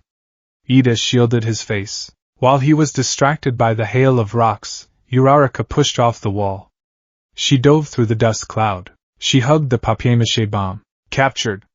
She wheezed. Hero team. Wins. All Might's voice boomed, though it sounded shaky. Ground floor. The smoke began to clear. The hallway was gone. In its place was a massive, charred tunnel that cut through 3 floors of the building. Molten slag dripped from the edges of the hole. Bakugo stood at one end of the crater. He had been blown back against the wall, shielded by the recoil of his own blast. But he was staring at the destruction with wide, hollow eyes. He stopped it? Bakugo whispered. He stopped my strongest attack? In the center of the devastation, lying on a patch of scorched concrete that was barely holding together, was Izuku. His costume was in tatters. His sleeves were gone. His arms were a horrific shade of purple and red, burned by the heat and bruised by the recoil. His mask was cracked. He was conscious, but barely. He was staring up at the hole in the ceiling, where he could see Uraraka hugging the bomb. We won, Izuku rasped. He tried to give a thumbs up, but his arm wouldn't move. Midoriya! All Might landed in the room, followed closely by Recovery Girl's robots. All Might looked at the damage. He looked at the molten walls. He looked at Bakugo, who was trembling, and he looked at Izuku, who was smiling despite the pain. Young Midoriya. All Might knelt beside him. Did I save myself? Izuku asked, his eyes drifting shut. You saved your teammate, All Might said softly. But you nearly brought the house down. Izuku chuckled, a dry, crackling sound. Calculated risk. He passed out. The aftermath. Monitoring room. The silence in the monitoring room was heavy. No one cheered. They were too busy processing the sheer scale of the destruction. That wasn't a student fight, Kirishima murmured. That was a war zone. Midoriya stopped that explosion, Todoroki said quietly from the back of the room. His heterochromatic eyes were fixed on the screen showing the unconscious Izuku. He created a plasma discharge to pierce the blast wave. The temperature required to do that. He looked at his own left hand. He's burning hotter than Endeavor. Bakugo walked into the room a few minutes later. He looked like a ghost. He didn't yell. He didn't shove anyone. He just stood in the corner, staring at his feet. Bakugo, Kirishima tried to approach him. Hey man, you okay? Bakugo didn't answer. He was replaying the moment in his head. The moment his worldview shattered. He beat me. He didn't just beat me, he outclassed me. Listen up. All Might stood at the front of the room. He wasn't smiling his usual smile. He looked serious. The MVP of this battle is young Ida. Huh? The class blinked. Why? Tsuya asked. Didn't Ochako and Midoriya win? Yes, All Might nodded. But let's break it down. Young Ida was the only one who adapted to the scenario perfectly. He prepared defenses. He stayed in character. He didn't let emotions rule him. He pointed to the screen. Young Bakugo abandoned the objective to pursue a grudge. He used lethal force in a training exercise. 0 points for judgment. Bakugo flinched. Young Midoriya. While he won, he caused massive collateral damage. His plan relied on destroying the building. In a real situation, the hostages or the nuclear device might have been compromised by the floor collapsing. He acted with the efficiency of a villain, not the care of a hero, the class murmured, and young Uraraka. She let her guard down in the beginning. But she recovered well. Momo Yaoyorozu raised her hand. I agree, sensei. Midoriya's attack was tactically sound for defeating an enemy, but strategically disastrous for a rescue mission. He prioritized the fight over the environment. All Might nodded. Exactly. Power without control is just a hazard sign. Dismissed. Nurse's office. Izuku woke up to the smell of antiseptic. You're awake, Recovery Girl said, spinning in her chair. Good. Because I'm about to hit you. Please don't, Izuku groaned, trying to sit up. His arms were heavy casts. You combined fire and lightning into a plasma sphere, she scolded, checking his vitals. Do you have any idea what that does to your heart? Your EKG looked like a techno song. You're lucky you didn't go into cardiac arrest. I had to stop him, Izuku said quietly. He wasn't going to stop. That boy has issues, Recovery Girl sighed. But you have a martyr complex. You can't keep destroying yourself to prove a point. It wasn't to prove a point, Izuku looked at the ceiling. It was to win. The door slid open. All Might walked in. He was in his skeletal form. "Chio, give us a minute?" Recovery Girl huffed, hopped off her chair, and waddled out. "Don't get him excited, Tashinori." All Might pulled up a chair. He looked at Izuku's bandaged arms. "You scared me today, kid." "I'm sorry," Izuku said. "Don't be sorry for winning." All Might leaned forward. "But I saw something in your eyes today. When you fired that plasma." Izuku looked at him. "You enjoyed it." Izuku froze. "Not the hurting Bakugo part," All Might clarified. "But the power. The dominance. For a split second, you weren't thinking about saving. You were thinking about crushing." Izuku looked at his hands, hidden beneath the casts. He remembered the feeling. The rush of the plasma. The absolute certainty that he could obliterate the obstacle in front of him. "Is that bad?" Izuku whispered. "It's dangerous," All Might said. "It's a slippery slope. Heroes need to be strong, yes. But we must always be guardians first, warriors second. Today, you were a warrior." All Might stood up and patted Izuku's head. "But you're learning." And Bakugo needed a reality check. "You gave him one. Just try not to bring down the school next time?" Izuku managed a weak smile. "I'll try." The walk home. It was sunset when Izuku left the school. His arms were in slings, but he could walk. He saw Bakugo standing at the gate. The blonde boy wasn't looking at him. He was looking at the ground. "Kaken?" Bakugo turned. His eyes were red, puffy. He had been crying. "I lost," Bakugo said. His voice was raw. "I lost to you. And I lost to the ice guy. And the ponytail girl." He looked up at Izuku. The hatred was gone, replaced by a confused, angry determination. "But this isn't over. I'm going to be the #1 hero.